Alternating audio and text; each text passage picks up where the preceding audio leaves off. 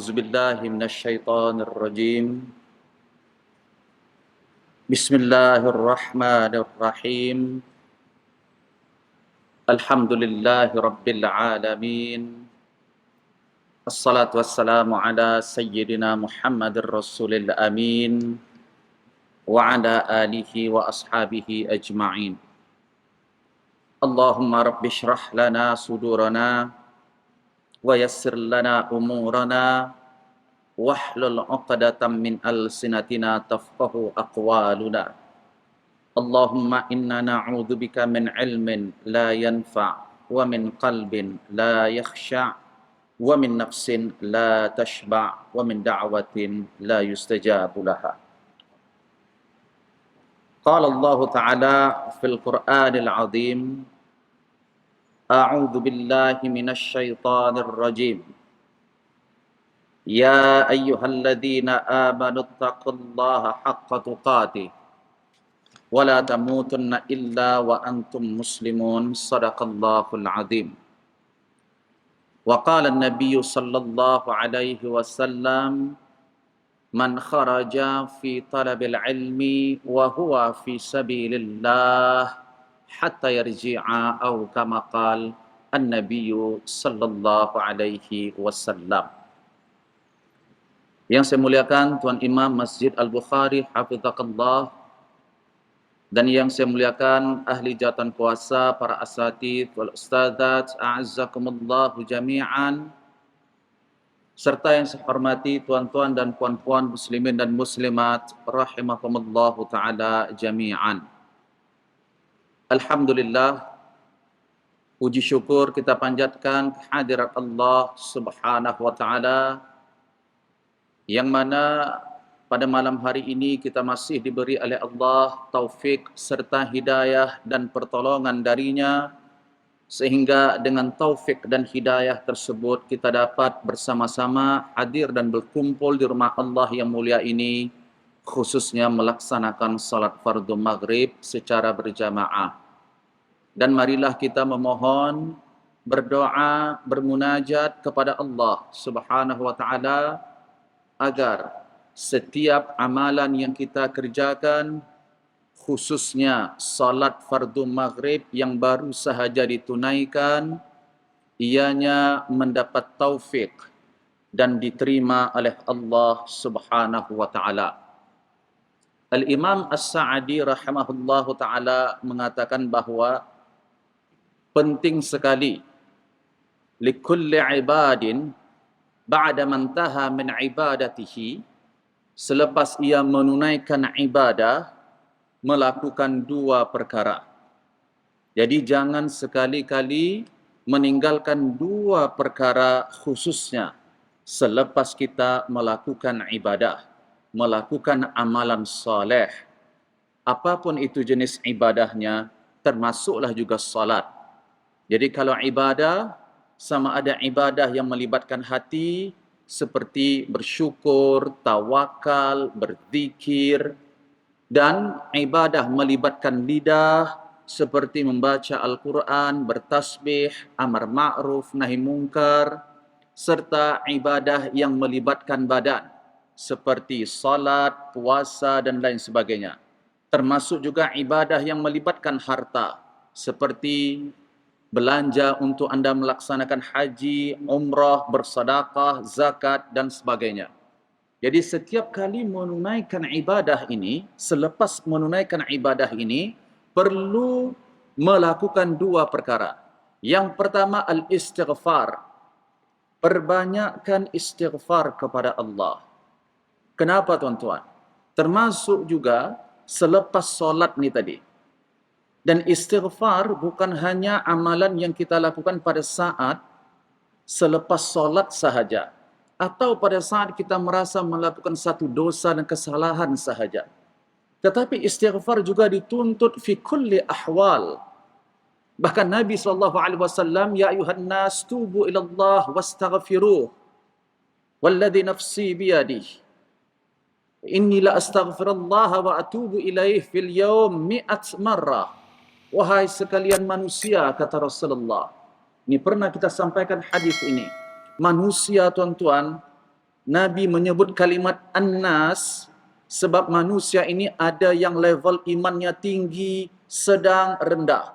Jadi yang diseru oleh Nabi semua peringkat iman.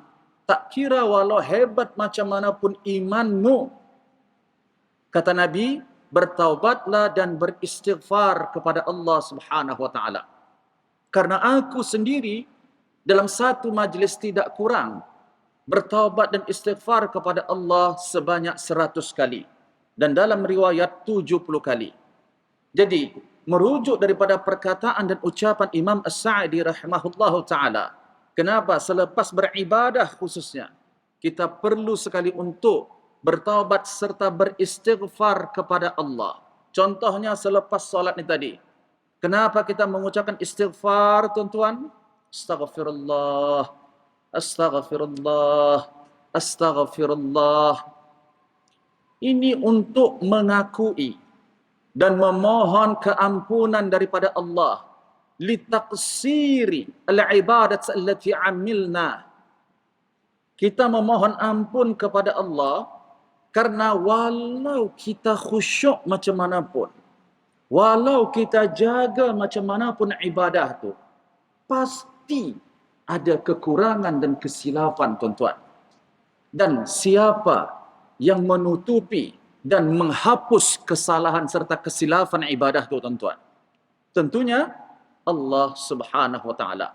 Kalau saya tanya diri saya sendiri dan kita semua, contohnya solat maghrib ni saja tadi.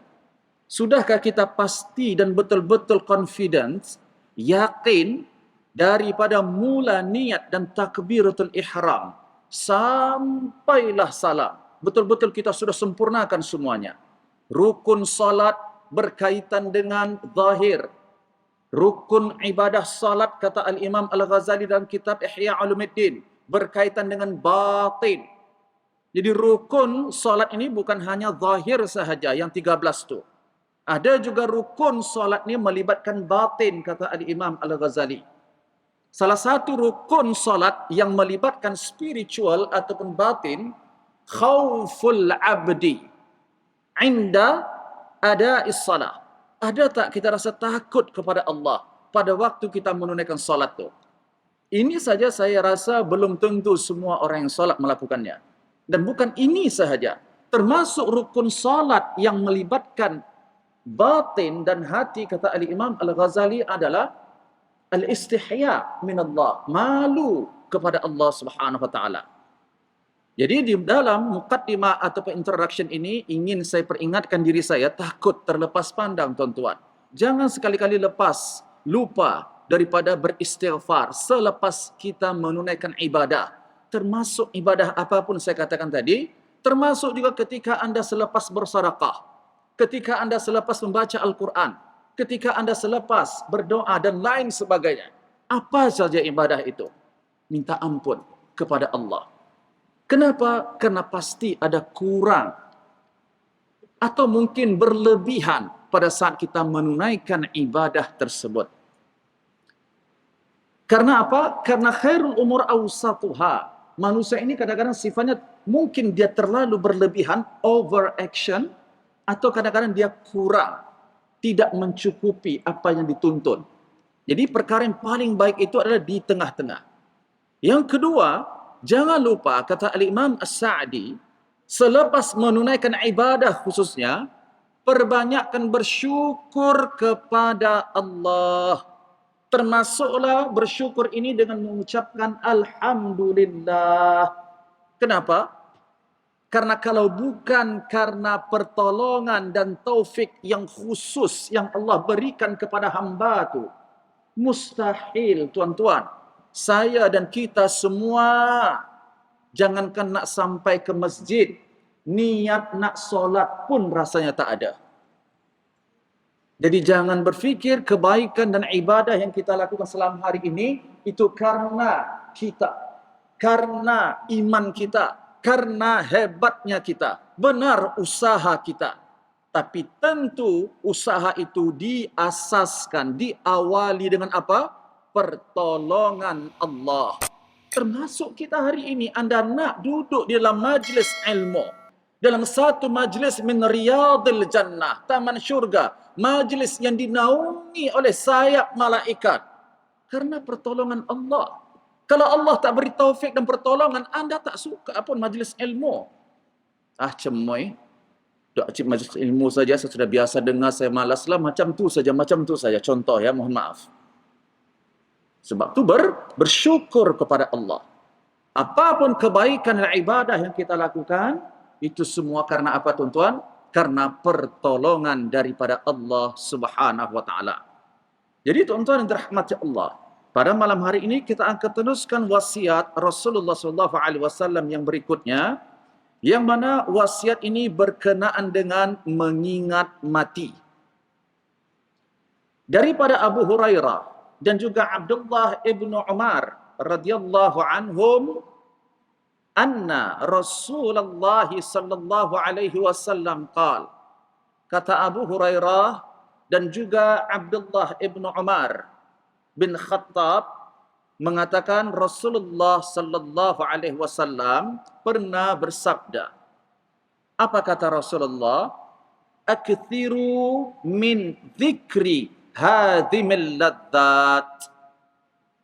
Wahai seluruh hamba-hamba Allah, wahai seluruh umatku, akthiru, perbanyakkanlah olehmu.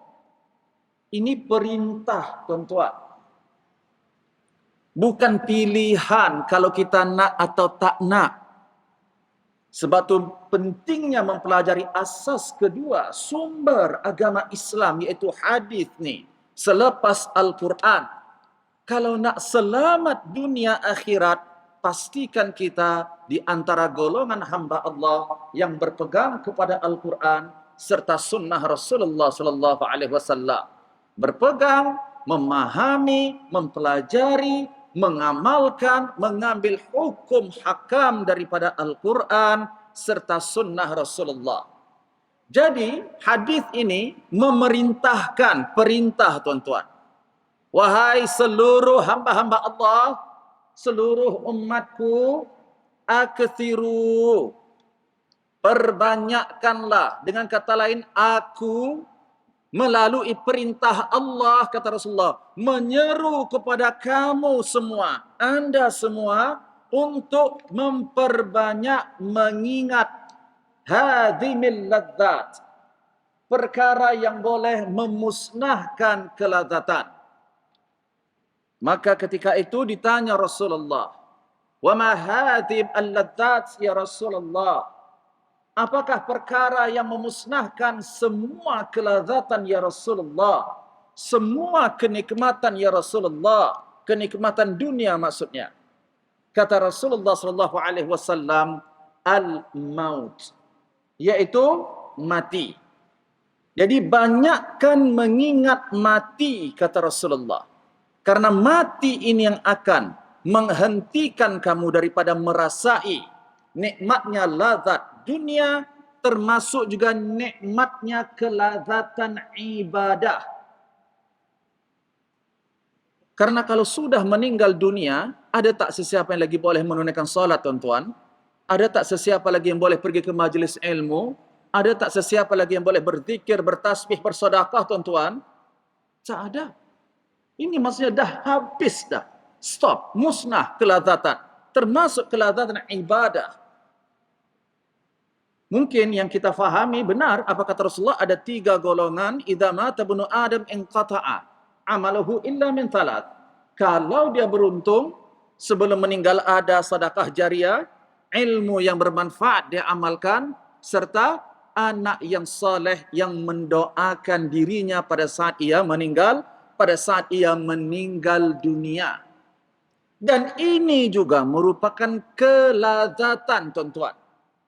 Maknanya nikmat yang Allah beri, salah satu nikmat yang berharga dan bernilai yang diberi Allah kepada seseorang yang bernama, yang bergelar orang tua, adalah ketika ia dianugerahkan oleh Allah anak yang soleh.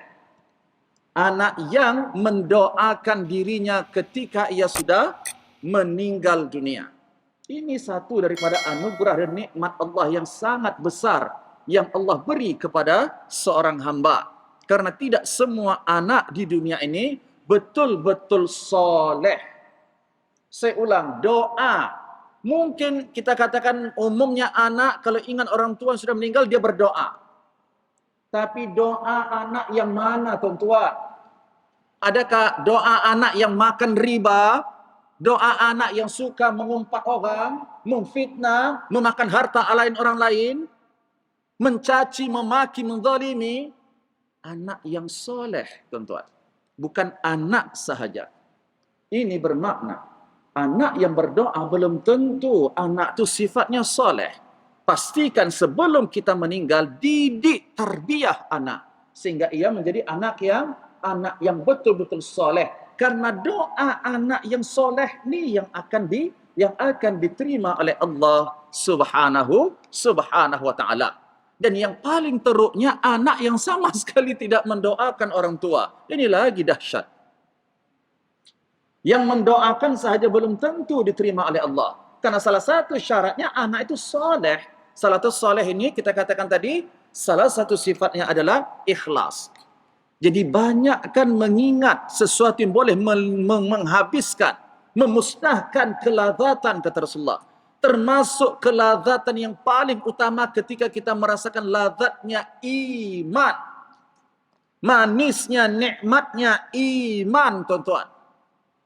Ada satu hadis Rasulullah mengatakan bila seorang hamba ini merasakan manisnya iman. Thalath man kunna fihi wajada halawat al-iman. Ingat baik-baik tiga ni pesan Rasulullah. Kalau nak rasa lazat dan nikmatnya iman. Ada tiga perkara kata Rasulullah. Kalau anda dapat melakukan tiga perkara ini, maka anda adalah orang yang beruntung. Karena anda merupakan hamba yang ketika itu tengah merasakan nikmatnya iman, lazatnya iman. Yang pertama, an yakuna Allah wa rasuluh ahabba ilaihi mimma siwahuma. Kalau nak rasa lazat iman, pastikan Allah kemudian Rasulullah yang paling dikasihi oleh hamba tu daripada semua makhluk yang ada di muka bumi ini termasuk dirinya sendiri. Apabila seorang hamba ia lebih mengasihi dirinya, mengasihi keluarganya daripada Allah dan juga Rasulullah, belum lagi benar-benar merasakan lazatnya iman.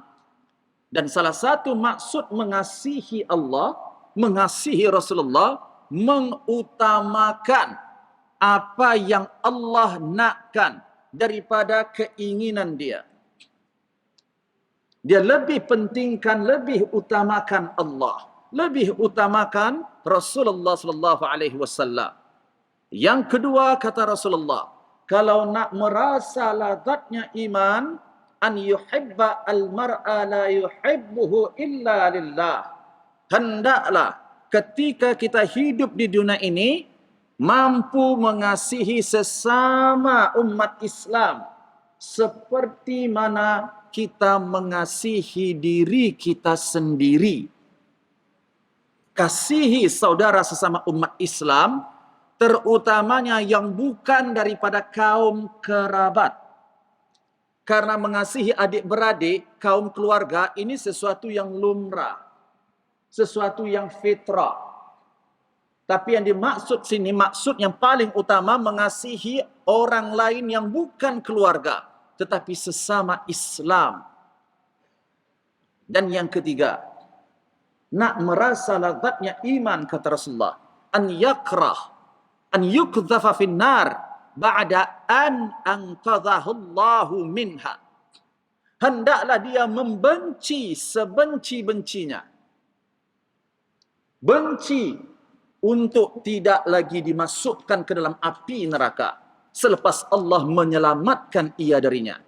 Maknanya hendaklah kita sebagai manusia hamba Allah ini tidak menyukai bahkan membenci setiap perbuatan dan perkara maksiat. Karena satu di antara perkara yang menyebabkan manusia dihumban oleh Allah ke dalam neraka, ianya adalah disebabkan maksiat. Ada tak rasa benci di hati kita dengan perbuatan maksiat tersebut.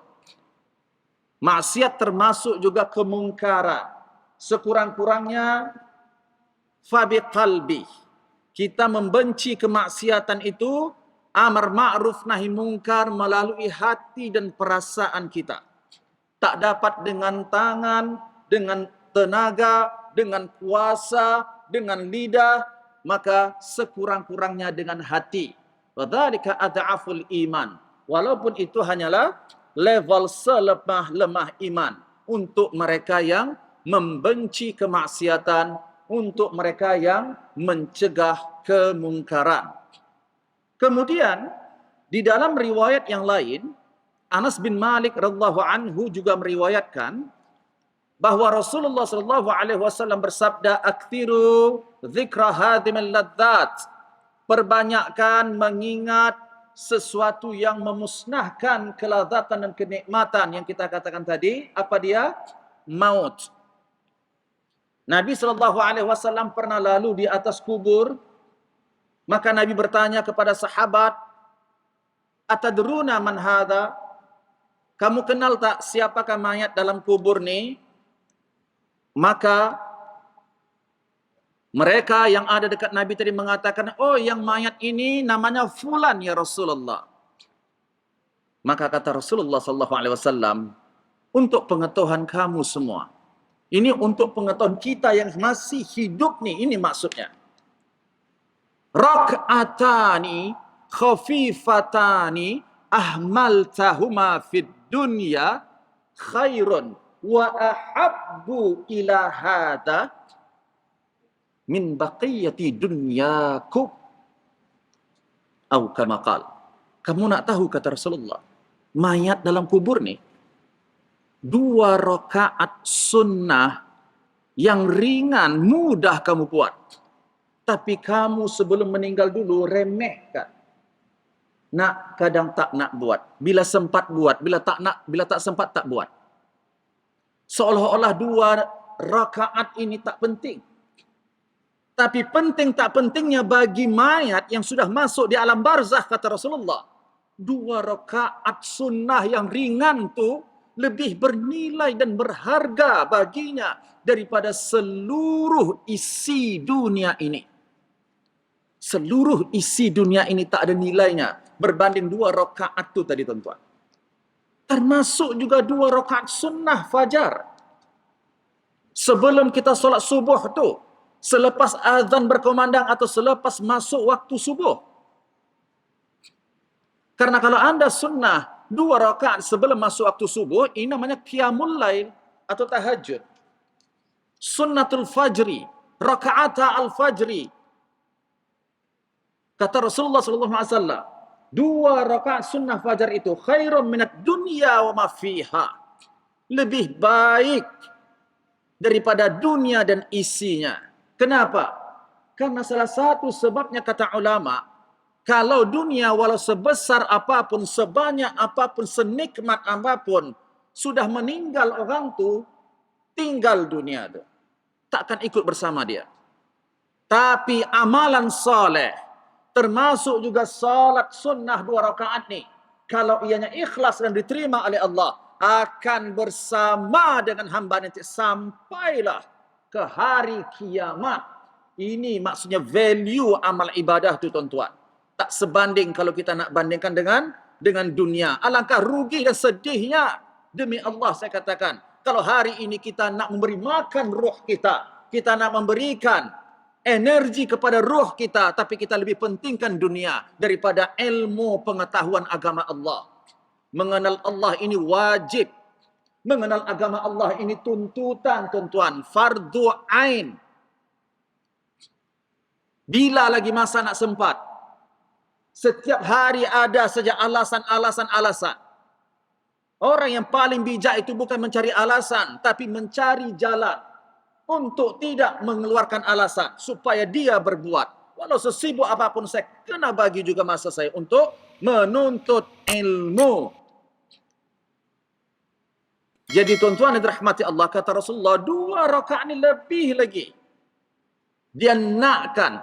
Maksudnya kalau Allah berikan peluang kepada hamba ni, perkara yang pertama dia nak minta kepada Allah pada saat dia dihidupkan, kalau Allah boleh menunaikan 2 rakaat salat sunnah.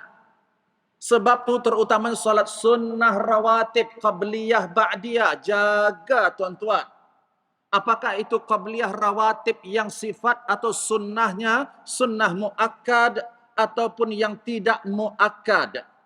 Muakkad maksudnya hampir Nabi tidak pernah meninggalkan amalan sunnah itu maksudnya muakkad. Kecuali dalam hal-hal tertentu sahaja. Dalam keadaan uzur syarak betul-betul. Itu pun kalau Nabi tinggalkan sekali, 2 kali sahaja. Ini maksud sunnah muakkad. Kalau melibatkan solat sunnah rawatib 5 waktu tu, sebelum zuhur 2 rakaat, selepas zuhur 2 rakaat atau 4 rakaat, kemudian selepas maghrib 2 rakaat, selepas isya 2 rakaat, sebelum subuh 2 rakaat. Jadi ada yang mengatakan 10 rakaat, ada juga yang mengatakan 12 rakaat.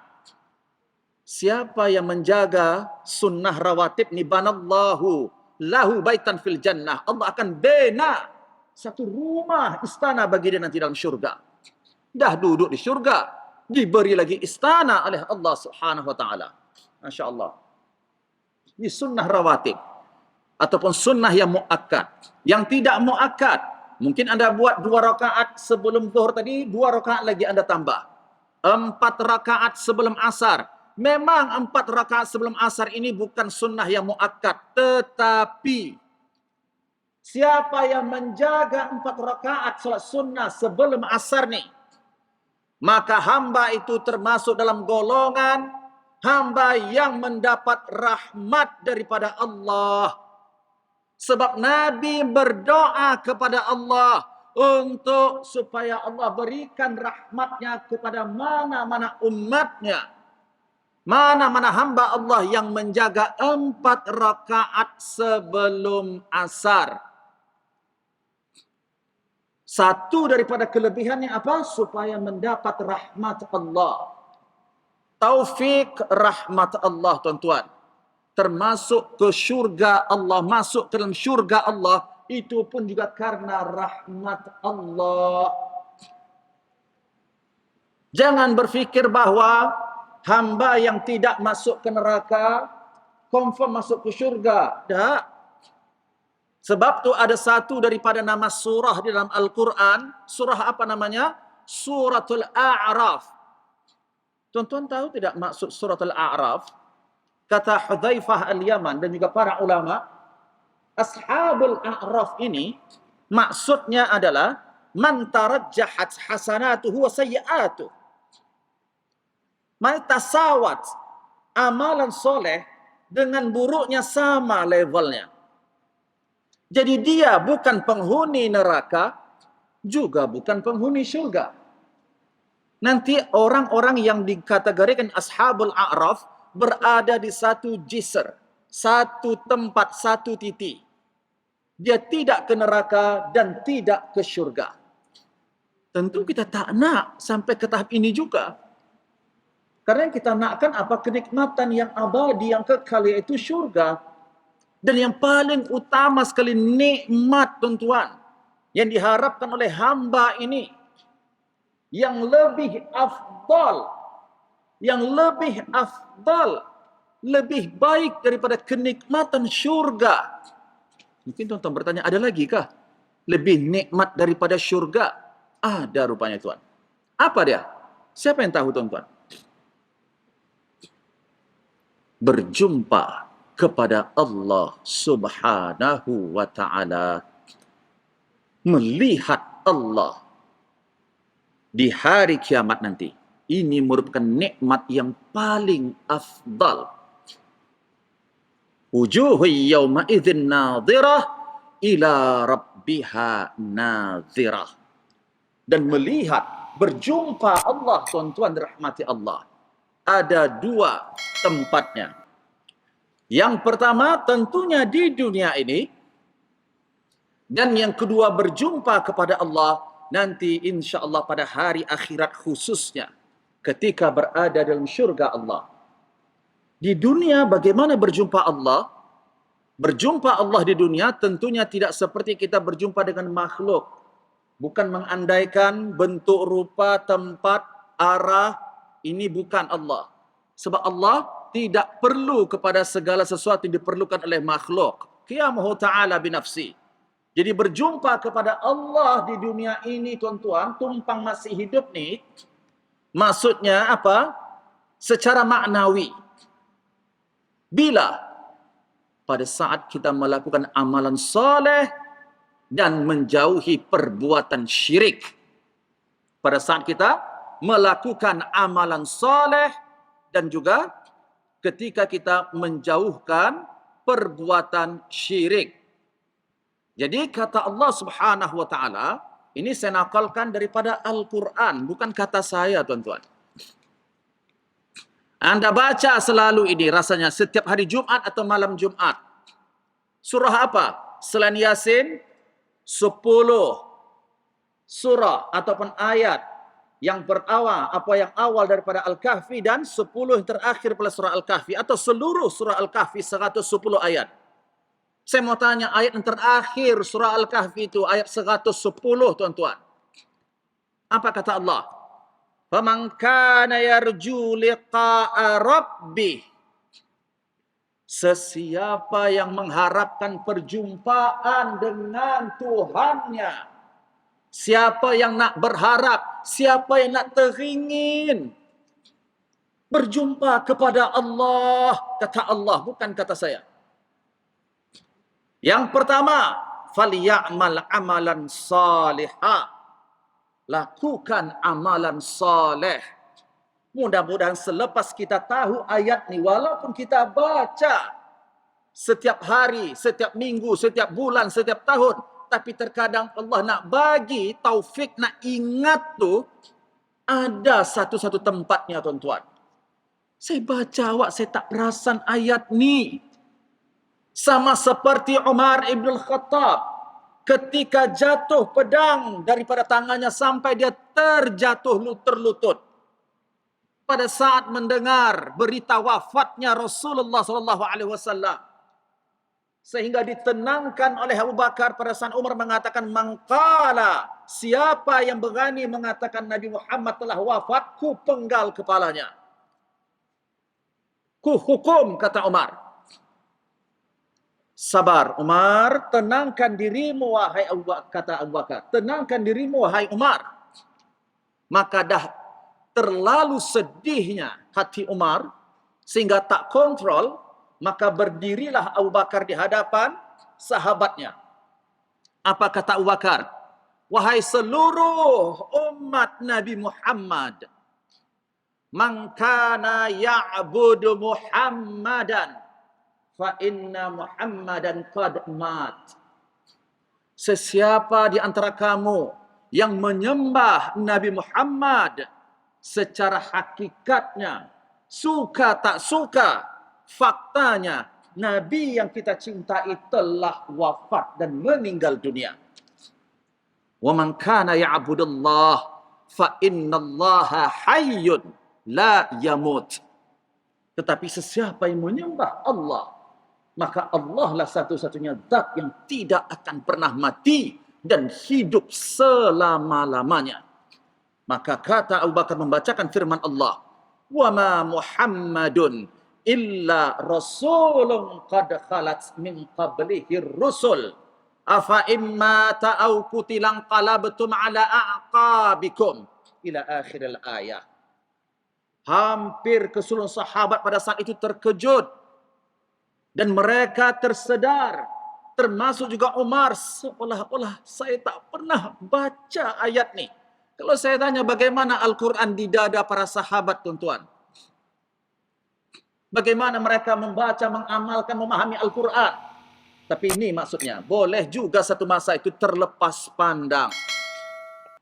Seakan-akan saya tak pernah baca ayat ni. Bahwa Allah menegaskan dalam ayat itu Muhammad tak lain dan tak bukan hanya sebagai seorang Rasul, utusanku sahaja. Dan ia pasti akan meninggal dunia. Itu maksudnya. Jadi ayat yang saya sebutkan 110 tadi, surah Al-Kahfi, saya tidak mengatakan anda semua, tapi mungkin ada di antara kita yang subhanallah. Betapa ruginya saya sebagai hamba Allah yang menyia-nyiakan waktu saya di dunia ini untuk tidak sudi berjumpa kepada Allah. Kenapa saya katakan seperti itu? Karena kita lebih asyik dengan urusan yang mubah, yang bukan ibadah, daripada beribadah dan amal saleh. Karena kalau betul kita nak berjumpa kepada Allah, maka setiap hamba itu pasti dia tak akan lepaskan walau sedikit pun peluang untuk melakukan amalan soleh. Sebab dia tahu pada saat dia melakukan amalan soleh, maka ketika itu dia seperti sedang berjumpa kepada Allah. Bahkan Allah mengatakan dalam isim syarat di sini, man kana yarju. Syarat siapa nak jumpa kepada aku, kata Allah, khususnya di dunia ini. Jumpa bukan melihat bentuk rupa ya tuan-tuan. Laisa kamitslihi syai'un. Yang pertama kata Allah, falyamal amalan salihah wala yusyrik biibadati rabbih ahada. Jangan sekali-kali mensekutukan Allah. Termasuk jangan mensekutukan Allah dalam hal apa tuan-tuan? Dalam hal mematikan. Kalau kita tanya hari ini, saya mohon maaf kepada manusia yang tidak berilmu, saya mohon maaf juga menyebut perkataan ini. Maka umumnya menjawab bahwa pisau, racun, bom, nuklir, pesawat tempur, semua ini yang telah membunuh nyawa manusia. Cepat-cepat bersyahadat, cepat-cepat beristighfar kepada Allah. Tak ada siapapun dan apapun yang mampu dan boleh mencabut nyawa satu makhluk hidup kecuali izin Allah. Anda rujuk dalam surah Ghafir ayat 68. Allah berfirman, a'udzubillahi minasyaitonirrajim. Huwallazi yuhyi wa yumit. Fa idza qada amran fa innama yaqulu lahu kun fayakun. Allah sahaja satu-satunya zat yang berkuasa untuk menghidupkan dan mematikan. Dan apabila Allah menghendaki sesuatu perkara, menghendaki hidup, menghendaki mati, cukup Allah mengatakan kun fayakun. Kata Al-Imam At-Tabari dalam tafsirnya, bukan mati, Allah perlukan sebab. Tidak perlu kepada sebab musabab. Semua ini adalah makhluk Allah. Allah mematikan seorang tanpa sebab, tuan-tuan. Jangan katakan sebab itu yang menyebabkan manusia mati. Sebab itu jaga lidah kita. Pada saat mengunjung orang meninggal yang pernah kita sampaikan dulu. Selalu ucapan ini keluar. Kalau datang mengunjung, apa patut yang kita lakukan? Takziah, doakan. Mayat itu dan juga orang yang ditinggalkan itu yang disunnahkan. Bukan tanya sebab apa dia meninggal, pasal apa. Maka orang ni tadi pula jawab, oh sebab semalam dia makan garam sampai 0,5 kg. Makan kambing 2 ekor. Aksiden contohnya. Ini secara tak langsung merusak akidah kita. Merusak akidah maksud kita menganggap bahawa sebab ini yang mencabut nyawa dia. Saya tanya kembali kepada kita semua, siapa yang diwakilkan oleh Allah untuk mencabut ruh, tuan-tuan? Demi Allah saya katakan mohon maaf.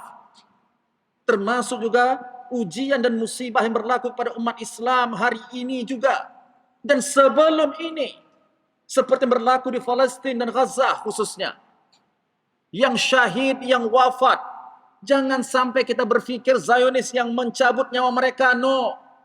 Yang mencabut nyawa mereka adalah malaikat maut. Ajal sesuatu yang sudah ditetapkan dan ditakdirkan oleh Allah. Sebab tu rujuk dan perbaiki betul-betul rukun iman yang 6, terutamanya rukun iman kepada qada dan qadar. Ini yang banyak terperangkap. Ramai yang mengatakan bahawa matinya manusia ini disebabkan sebab makhluk. Bukan kita tak takut, saya takut. Kita rasa sakitnya, dipukul, kena pisau dan lain sebagainya. Tetapi maut, hidup ini yang kita bincang dalam hadis ini, merupakan makhluk Allah yang akan saya ulas nanti. Dan tiada siapa yang boleh mencabut nyawa kecuali Allah. Nyawa siapa? Siapa sahaja dan apa sahaja makhluk hidup tu, tuan-tuan.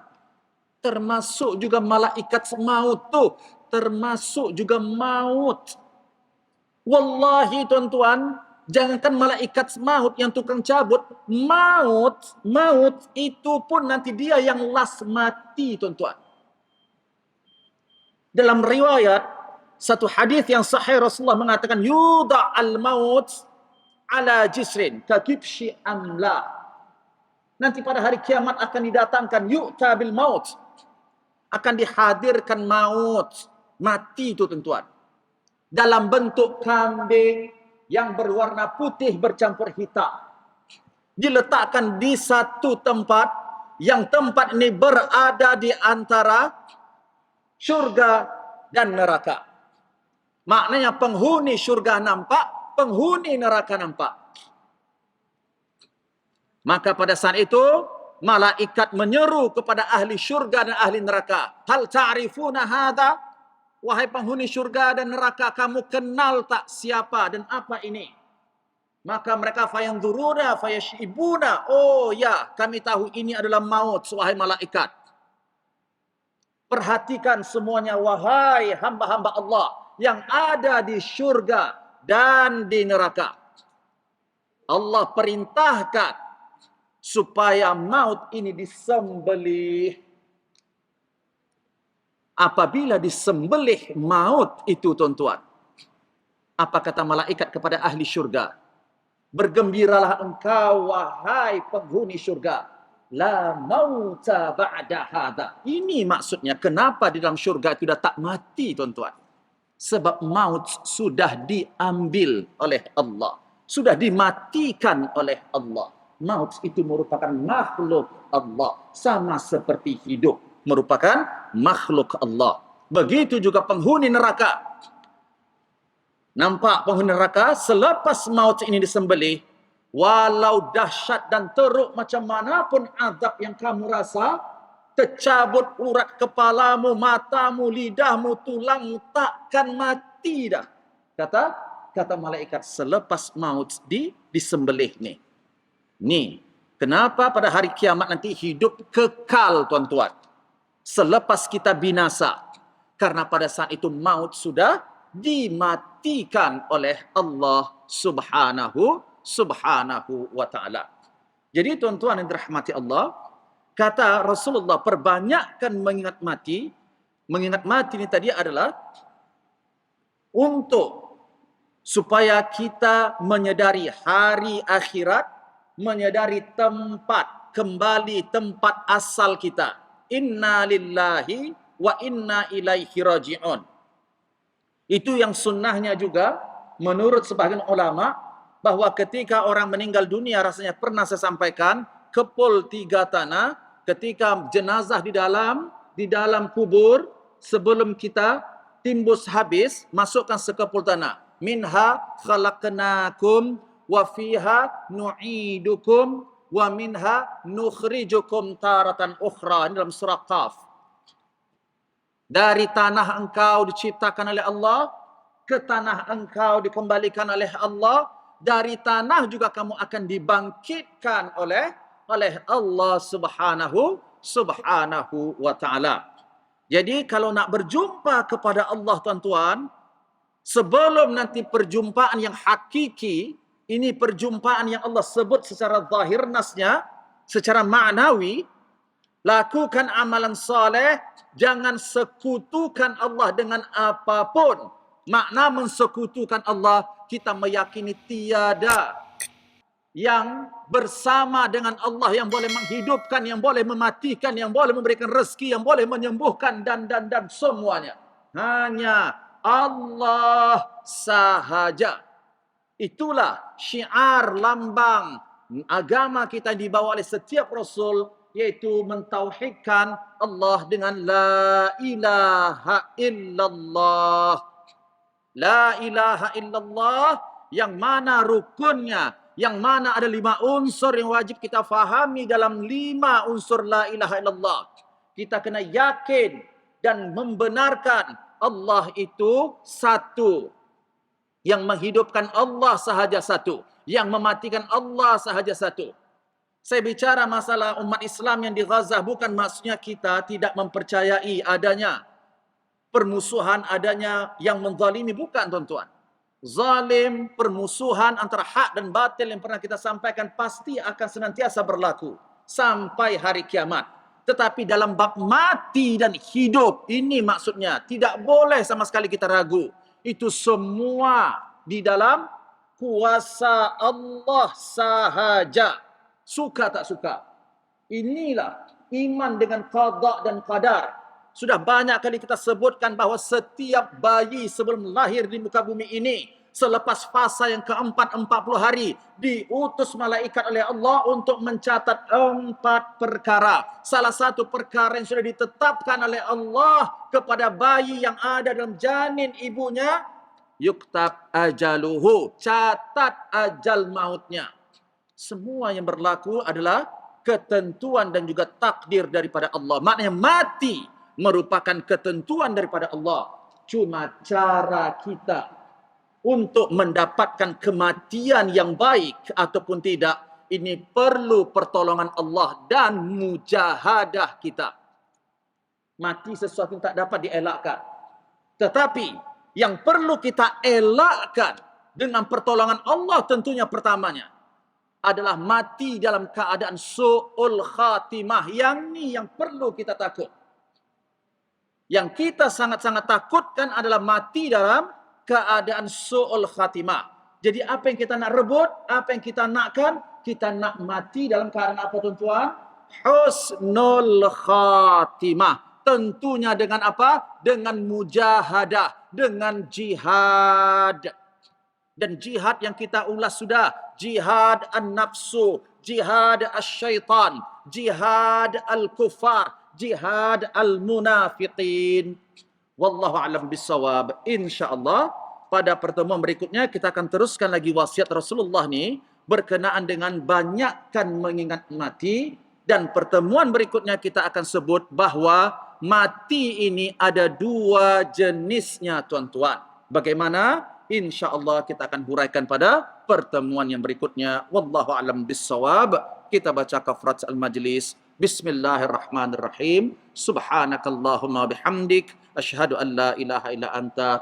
Astaghfiruka wa atubu ilaik. A'udzu billahi minasyaitonir rajim. Bismillahirrahmanirrahim.